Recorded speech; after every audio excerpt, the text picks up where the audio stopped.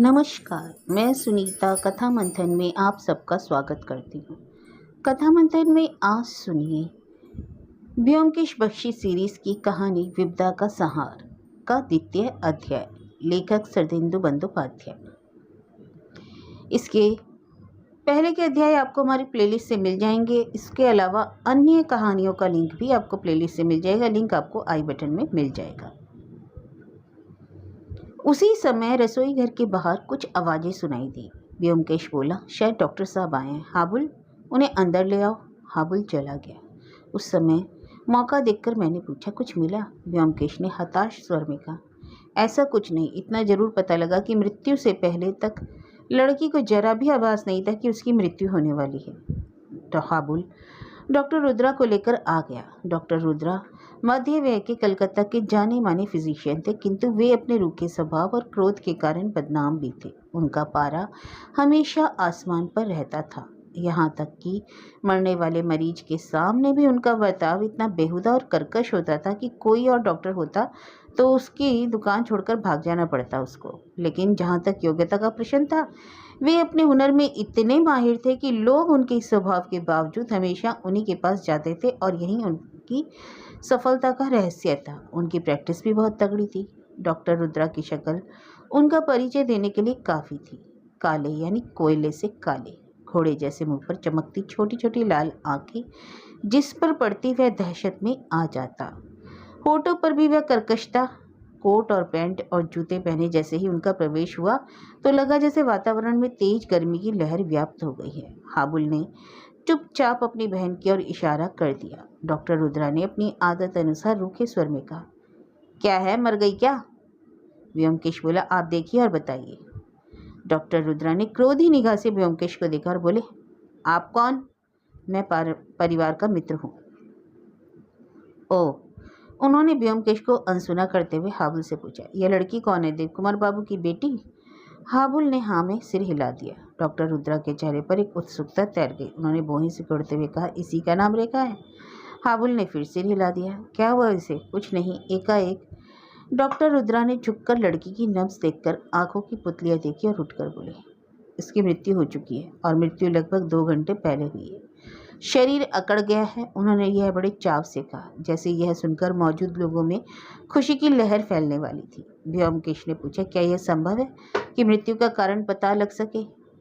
यह लाश के पोस्टमार्टम पर ही पता चलेगा। मैं जाता हूँ। और हाँ, मेरी फीस 32 रुपये घर में मेरे भेज दीजिए। और हाँ, पुलिस को सूचित करना ना भूलिए, क्योंकि मौत अप्राकृतिक है। यह कहकर डॉक्टर रुद्रा घर से बाहर निकल गए। रसोई घर से बाहर आते हुए ब्योमकेश बोला, हाँ, पुलिस को सूचित करना तो जरूरी है, अन्यथा बाद में समस्याएं उत्पन्न हो सकती हैं। मैं स्थानीय चौकी के इंस्पेक्टर वीरेन बाबू को जानता हूँ, मैं उन्हें सूचित कर देता हूँ। उसने एक कागज पर कुछ पंक्तियां लिखकर नौकर को देते हुए कहा कि यह चिट्ठी स्थानीय पुलिस चौकी में जाकर दे दे। फिर बोला, बॉडी से अब और कोई छेड़छाड़ ना हो, पुलिस आकर खुद ही सब कुछ देख लेगी। और उसने रसोई घर को बंद करके हाबुल से कहा, हाबुल, एक बार रेखा के कमरे का मुआयना कर लेना उचित होगा। हाबुल ने गंभीर आवाज में कहा, चलिए, और आगे आगे सीढ़ियां चढ़ने लगा। शुरू के रोने धोने के बाद वह जैसे जड़वत हो गया था और यंत्रवत बात करता था। जो पूछा जाता उतना ही उत्तर बस। प्रथम तल पर 3 कमरे थे, जिनमें से अंतिम कमरा रेखा का था और पहले 2 कमरे संभवतः देव कुमार बाबू और उनकी पत्नी के बेडरूम थे। रेखा का कमरा यद्यपि छोटा था पर साफ सुथरा था। एक तरफ पलंग, दूसरी ओर खिड़की के पास डेस्क, जिसके पास 2 बुक शेल्फ थे जिनमें बंगला पुस्तकें भरी हुई थी। एक कोने में शीशा लगा हुआ था, जिसके नीचे ब्रश, रिबन, हेयर क्लिप टंगे हुए थे। कहने का मतलब यह है कि कमरे में आकर लगता था कि यह एक दक्ष, समझदार, पढ़ी लिखी लड़की का कमरा है। ब्योमकेश एकाध चीजों को उठाकर देखता रहा। उसने हेयर पिन और रिबनों को उठाकर देखा। उसके बाद खिड़की के पास जाकर देखा। वहां से डॉक्टर रुद्रा का घर दिखाई देता था। दोनों की छतें पास पास थी। उसके बाद वह डेस्क के पास आया। दरवाजा के पास दराज खोलकर देखा। कुछ नोटबुक, लेटर पैड, सेंट की शीशी और कुछ सफ़ेद गोलियां रखी थी। एस्पिरिन? क्या रेखा एस्पिरिन लेती थी? हाँ, कभी कभी, जब कभी उसे सिर दर्द होता था, हाबुल ने उत्तर दिया। ब्योमकेश ने दराज बंद कर दी और तेज कदमों से चहलकदमी करने लगा। एकाएक वह पलंग के पास रुक गया। उसने ध्यान से देखा। रजाई पैरों की तरफ सिकड़ी पड़ी थी। चादर पर सलवटें थी और तकिए पर सिर के निशान मौजूद थे। यानी रात में रेखा अपने बिस्तर पर सोई थी। कुछ क्षणों के लिए मेरा दिमाग गमगीन ख्यालों में डूब गया। इस जीवन का क्या भरोसा। अभी तक उसके नींद के लक्षण ज्यों के त्यों बने हुए थे और वह प्राणी दूसरी दुनिया में पहुंच गया। कितना क्षण भंगुर है यह जीवन। विचारों में मग्न व्योमकेश ने तकिए को उठाकर देखा। उसके नीचे एक हरे रंग का कागज तय किया रखा दिखाई दिया। उत्सुकता से व्योमकेश ने उसे उठा लिया। वह लेटर पैड का कागज था। थोड़ी हिचकिचाहट के बाद व्योमकेश ने खोल दिया और पढ़ने लगा। मैं भी व्योमकेश के पीछे खड़ा होकर देखने लगा। लिखावट स्त्री की थी। वह पत्र इस प्रकार था। नोटुदा, हमारे विवाह अब नहीं होगा क्योंकि तुम्हारे पिता ने 10,000 रुपये दहेज के रूप में मांगे और मैं जानती हूँ कि मेरे पिता इतनी बड़ी रकम नहीं दे पाएंगे। शायद तुम जानते होंगे कि मैं तुम्हारे अलावा किसी और से विवाह नहीं कर पाऊंगी, लेकिन इस घर में अब जीना भी कठिन हो गया। क्या तुम मेरे लिए जहर ला सकते हो? मैं जानती हूँ कि तुम्हारी फार्मेसी में कई प्रकार के जहर होते हैं। मुझे कोई जहर ला दो। अगर नहीं लाओगे तो जीवन समाप्त करने का मैं कोई दूसरा साधन ढूंढूंगी। तुम जानते ही हो मैं अपना वायदा निभाती हूँ। सदैव तुम्हारी रेखा। व्योमकेश ने शांत वातावरण में पत्र को पढ़ा और उसे हाबुल को दे दिया। उसने फिर से वह पत्र पढ़ा और पढ़ते पढ़ते रोने लगा। आंसुओं की धार उसके चेहरे पर बहने लगी। वह बोला, मुझे मालूम था एक दिन यह होगा, रेखा आत्महत्या कर लेगी। और यह नोटुदा कौन है? नोटुदा डॉक्टर रुद्रा का लड़का है। दोनों के रिश्ते की बातचीत चल रही थी। नोटुदा अच्छे व्यक्ति हैं, लेकिन उस जंगली पुरुष ने 10,000 के दहेज की मांग की थी, पर पिताजी को नाराज कर दिया। व्योमकेश ने अपनी हथेलियों से एक बार अपना चेहरा साफ किया और बोला, लेकिन अच्छा चलो छोड़ो, जाने दो। उसने हाबुल के हाथों को पकड़कर बैठाया और आहिस्ता धीमी आवाज में उसे सांत्वना देने लगा। रूंधे गले से हाबुल बोला, व्योमकेश था मेरी एक बहनी थी जिसको मैं अपना कह सकता था। माँ गुजर गई, पिता के पास हमारे लिए समय नहीं। उसने अपना चेहरा हाथों में छुपा लिया और फुट फुट कर रोने लगा। थोड़ी देर में व्योमकेश के प्रयासों से हाबुल कुछ संभल गया। तब व्योमकेश उठ खड़ा हुआ और बोला, चलो अब पुलिस आती होगी, उससे पहले मैं तुम्हारी माँ से कुछ प्रश्न पूछना चाहता हूँ। हाबुल की नई माँ अपने कमरे में थी। हाबुल ने जाकर व्योमकेश की इच्छा की सूचना दी तो उसकी माँ दरवाजे पर आकर खड़ी हो गई। उसका मुंह अब भी थोड़ा ढका हुआ था। इससे पहले मैंने उसकी एक झलक देखी थी। इस बार मैंने ठीक से देखा। उम्र लगभग 27-28 वर्ष, दुबली और लंबा कद, रंग गोरा और नाक नक्श सामान्य होने के बावजूद उसे सुंदर तो क्या साधारण रूप से आकर्षक भी नहीं कहा जाएगा। कठोर व्यवहार की छाया उसकी आंखों में बस गई थी। यह उसकी भ्रुकुटियों से ही पता लगता था। पतले और मुड़े हुए होठों से दूसरे के प्रति अपमान व दुत्कार झलकता था, जैसे हरदम दूसरों में दोष ढूंढने के लिए तैयार हो। उसकी संपूर्ण चितवन में मुझे आभास हुआ कि स्त्री ने विवाह के पश्चात कभी सुख नहीं पाया है। उसकी अपनी संतान नहीं थी। इस कारण शायद वह पति की पूर्व संतान से भी प्यार नहीं कर पाई और परिणाम स्वरूप उसका कठोर हृदय सहानुभूति अथवा प्यार की भावना से सदा मरुस्थल की तरह वंचित ही रह गया था। मैंने एक और बात देखी। वह अपने निजी जीवन में साफ सफाई रखने में कटिबद्ध है और इसलिए किसी को अपने निजी जीवन में या अपने कमरे में आने देना नहीं चाहती। जिस तरह वह आधे मुंह को आंचल से ढके द्वार पर आकर खड़ी हो गई थी, वह यह संकेत था कि उसे किसी का कमरे में प्रवेश पसंद नहीं। वह नहीं चाहती कि कोई उसके निजी जीवन में खलल पहुंचाए। इसलिए स्वाभाविक रूप से हमने उसके कमरे में जाने का कोई प्रयास नहीं किया और व्योमकेश ने वहीं खड़े रहकर प्रश्न किया, क्या आपने आज सुबह रेखा को देखा था? इस सीधे साधे प्रश्न के उत्तर में उस महिला ने बातों की झड़ी लगा दी। मैं समझ गया कि आदिकाल से मशहूर स्त्रोचित गुणों के साथ साथ यह महिला वाचाल भी है। अर्थात यदि बोलने का मौका मिल जाए तो रुकने का अंत नहीं। व्योमकेश के प्रश्न से मौका पाकर उसने दुनिया भर की चर्चा शुरू कर दी। आज सुबह जब उसे पता लगा कि आया नहीं आएगी तो उसने रेखा से रसोई घर को साफ करके चूल्हा जलाने के लिए कहा था। पर इसका यह मतलब तो नहीं कि मैं अपने सौतेले बच्चों से रोजाना ही काम कराती हूँ। मेरी तबीयत ठीक रहने पर मैं कभी एक काम भी उनसे नहीं कराती, लेकिन आया के ना आने के से अकेले सब काम करना संभव नहीं हो पाता। इसलिए उसने रेखा से चूल्हा जलाने को कहा और खुद अपना कमरा साफ करके नहाने चली गई। उसके बाद यह जाने बिना कि रसोई घर में क्या हो रहा है वह ऊपर आ गई। नहाने के बाद उसने कपड़े बदले, बालों को सुखाया और 10 बार ठाकुर को प्रणाम करके वह जब सीढ़ियों में पहुंची तो देखा यह सर्वनाशी घटना। वह सौतेले बच्चों के जीवन में कभी कोई रोक टोक नहीं करती। पर उसकी किस्मत ही ऐसी है कि हर बार उसे ही समस्या से जूझना पड़ता है। इस बार भी जो हुआ है उसका सारा दोष उस पर ही मढ़ दिया जाएगा, खास तौर पर जब घर के स्वामी लौटेंगे तो हंगामा होगा, यह वह जानती है। पहले ही वह उसके खिलाफ है और अब चाहेंगे कि उसकी मौत ही हो जाए। जैसे ही वह महिला की चपड़ चपड़ कम हुई, व्योमकेश ने विशेष रूप से पूछ लिया, क्या आपने आज सुबह रेखा को कोई कठोर शब्द कहे थे? यह सुनते ही तो महिला आग बबूला हो गई। कठोर शब्द? कठोर शब्द मेरे मुंह से नहीं निकलते। मैं ऐसे माहौल में नहीं पली हूँ। जब से मैंने इस घर में कदम रखा है तब से अपने सौतेले बच्चों के साथ रहती आई हूँ। क्या कोई कह सकता है कि मैंने किसी से कभी अपशब्दों का प्रयोग किया हो? लेकिन आज सुबह जब मैंने रेखा को चूल्हा जलाने का कहा तो वापस आकर उसने यह कहते हुए कि उसे माचिस नहीं मिल रही है, वह मेरे कमरे में घुस आई और मेरी शेल्फ से माचिस ले ली। मैं उस समय कमरे में पोछा लगा रही थी। मैंने उससे कहा कि तुम बिना नहाए धोए मेरे कमरे में कैसे घुस गई? इतनी बड़ी होकर तुम्हें इतनी सी अकल नहीं आई?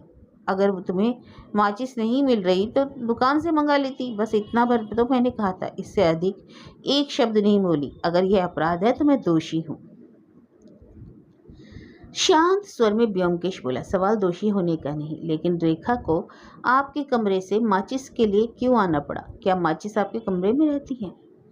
महिला ने उत्तर दिया, हाँ, मैं अंधेरे कमरे में नहीं सो सकती, इसलिए मैं कमरे में तेल का लैंप रखती हूँ। लैंप और माचिस शेल्फ पर रखे रहते हैं, यह सभी जानते हैं, रेखा भी जानती थी। मैंने कमरे में झांक कर देखा, वाकई पलंग के सिराने की ओर दीवार से लगे शेल्फ पर एक छोटा सा लैंप रखा था। यही अवसर उसके कमरे में नजर दौड़ाने का था। पूरा कमरा साफ साफ इतना चौबक था कि फर्नीचर भी जैसे जड़ गया था। यहाँ तक कि दीवार पर लगी तस्वीर में माँ काली भी जीवा बाहर निकलकर इस भय से डरी हुई थी कि उस कमरे की पवित्रता में कोई बाधा न पहुंच जाए। भ्रुकुटियों को तानकर व्योमकेश ने पूछा, तो यह अंतिम बार था जब आपने रेखा को देखा? उसके बाद आपने उसे जीवित नहीं देखा? नहीं नहीं। महिला दूसरी बार अपनी चपड़ चपड़ शुरू करने जा ही रही थी कि नौकर ने नीचे से पुलिस इंस्पेक्टर के आने की सूचना दी और हम लोग नीचे उतर आए। व्योमकेश इंस्पेक्टर बीरेन बाबू से खूब परिचित था। दोनों एक दूसरे के महत्व को समझते थे। बीरेन बाबू मध्य वय का स्वस्थ और मजबूत काठी का बुद्धिमान कर्मठ व्यक्ति था। व्योमकेश के मन में उसके लिए काफी सम्मान था, विशेष रूप से इसलिए कि उसमें आम पुलिस अधिकारियों की तरह दिखावा और दूसरों को नीचा दिखाने की पुलिसिया प्रवृत्ति नहीं थी। मैंने भी कई केसों में देखा है कि व्योमकेश ने उसमें सलाह लेकर ही काम किया है। अपने कामकाज के दौरान उसने जुआरियों, पॉकेटमारों जैसे निचले दर्जे के अपराधियों के बारे में काफ़ी अनुभव और दक्षता हासिल की थी। हमारे अभिवादन पर उसने व्योमकेश को देखकर कहा, क्या हुआ व्योमकेश बाबू, क्या कोई गंभीर बात है? व्योमकेश ने उत्तर दिया, इसका निर्णय तो आप ही करके बताएं, और उसे अंदर लिवा लाया। लाश को पोस्टमार्टम के लिए भेजना, देव कुमार बाबू को उतार करना और अपने भरसक मामले को निपटारा करने में हमें 2 बज गए। उसके बाद घर आकर हमने खाना खाया। जब तक हम उठ पाए सर्दियों की शाम ने घिरना शुरू कर दिया।